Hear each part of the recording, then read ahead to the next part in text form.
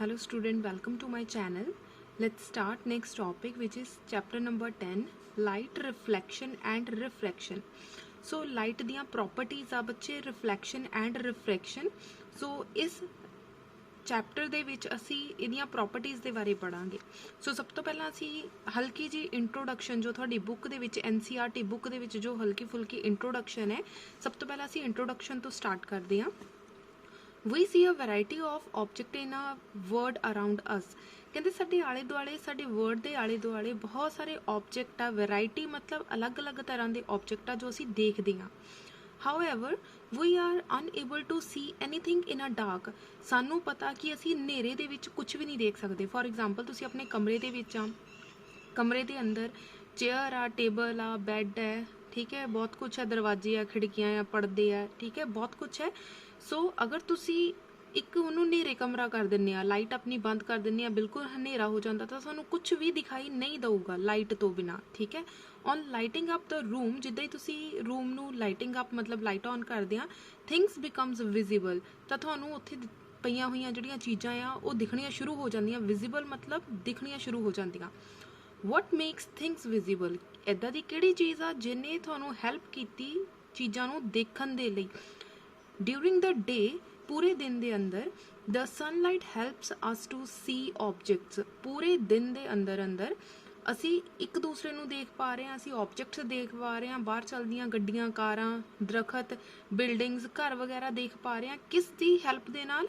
Sunlight ਦੀ help ਦੇ ਨਾਲ। An object reflects light that falls on it, ਜਿੱਦਾਂ ਹੀ light ਜਿਹੜੀ ਆ ਕਿਸੇ ਵੀ ਆਬਜੈਕਟ ਦੇ ਉੱਪਰ ਪੈਂਦੀ ਆ, ਗਿਰਦੀ ਆ, ਤਾਂ ਰਿਫਲੈਕਟ ਹੋ ਜਾਂਦੀ ਆ। ਬੱਚੇ ਹੁਣ ਰਿਫਲੈਕਟ ਕਿਸ ਤਰ੍ਹਾਂ ਹੁੰਦੀ ਆ? ਫੋਰ ਐਗਜ਼ਾਮਪਲ ਆ ਤੁਹਾਡਾ ਦਰਖਤ ਆ, ਰੇਜ਼ ਆਫ ਲਾਈਟ ਉੱਪਰੋਂ ਆਈਆਂ, ਟਕਰਾਈ ਔਰ ਤੁਹਾਡੀ ਅੱਖ ਤੱਕ ਪਹੁੰਚ ਗਈ, ਠੀਕ ਹੈ। ਜਿੱਦਾਂ ਹੀ ਰੇਜ਼ ਆਫ ਲਾਈਟ ਤੁਹਾਡੀ ਅੱਖ ਤੱਕ ਪਹੁੰਚਦੀ ਆ, ਸੂਰਜ ਤੋਂ ਲਾਈਟ ਆਈ, ਟਕਰਾਈ ਤੇ ਤੁਹਾਡੀ ਅੱਖ ਤੱਕ ਪਹੁੰਚ ਗਈ।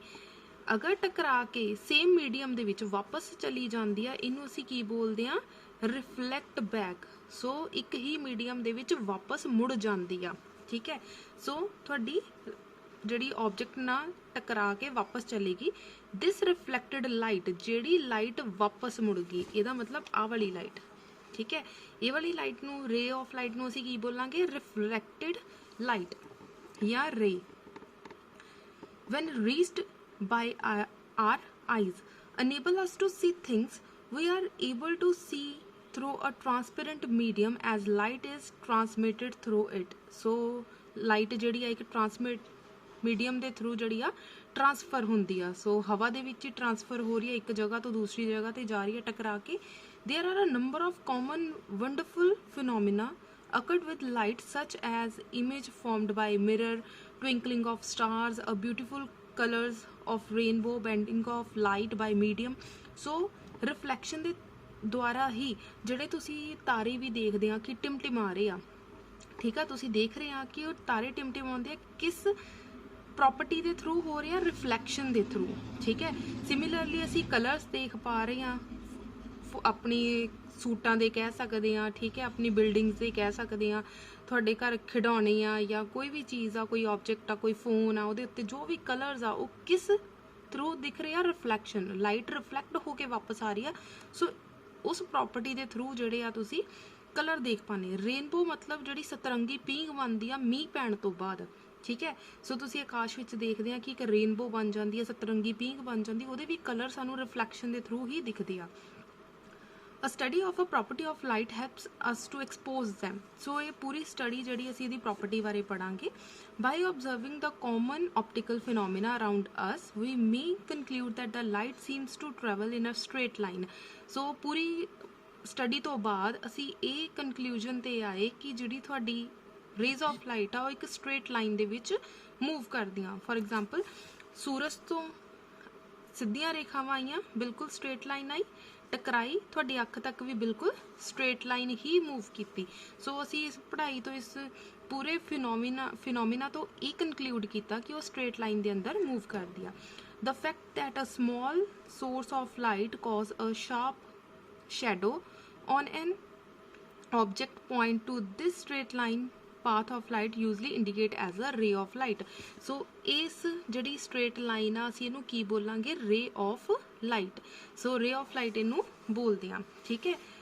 In this chapter आगे देखो, in this chapter we should study the phenomena of reflection and a refraction of light using the straight line propagation of light. So इस पूरे चैप्टर के अंदर बच्चे असीं फिनोमिना पढ़न जा रहे हैं किहदा किहदा रिफ्लैक्शन और रिफ्रैक्शन दा. दिस बेसिक प्रॉपर्टीज या this simple concept will help us to study the some optical phenomenas. Optical phenomenas वो होंदे आ जिहदे विच असीं लैंस मिरर एक्सैक्ट्रा यूज़ करदे आ, उहदियां रेज ऑफ लाइट बारे पढ़दे आ. बच्चे उहनूं ऑप्टिकल वर्ड दे नाल संबोधित किया जाता है, ठीक है. We should try to understand in this chapter the reflection of light by spherical mirrors. So ਅਸੀਂ spherical mirror ਲਵਾਂਗੇ, ਉਹਦੀ ਹੈਲਪ ਦੇ ਨਾਲ ਜਿਹੜੀ ਰੇਜ਼ ਆਫ ਲਾਈਟ ਪਾਸ ਕਰਕੇ ਦੇਖਾਂਗੇ. ਸੋ ਦੇਖਾਂਗੇ ਉਹਦੀ ਐਪਲੀਕੇਸ਼ਨਸ ਕੀ ਆ ਰਹੀਆਂ ਆ, ਉਹਨੂੰ ਰੀਅਲ ਲਾਈਫ ਦੇ ਵਿੱਚ ਕਿੱਥੇ ਯੂਜ਼ ਕੀਤਾ ਜਾਂਦਾ ਆ. ਸੋ ਇਸ ਪੂਰੇ ਚੈਪਟਰ ਦੇ ਵਿੱਚ ਅਸੀਂ ਰੇਜ਼ ਆਫ ਲਾਈਟ ਦੇ ਨਾਲ ਲੈਂਸ ਮਿਰਰ ਦੇ ਉੱਪਰ ਕੀ ਕੀ ਇਫੈਕਟ ਹੁੰਦਾ, ਅਸੀਂ ਉਸ ਟੌਪਿਕ ਦੇ ਬਾਰੇ ਪੜਾਂਗੇ. Thank you.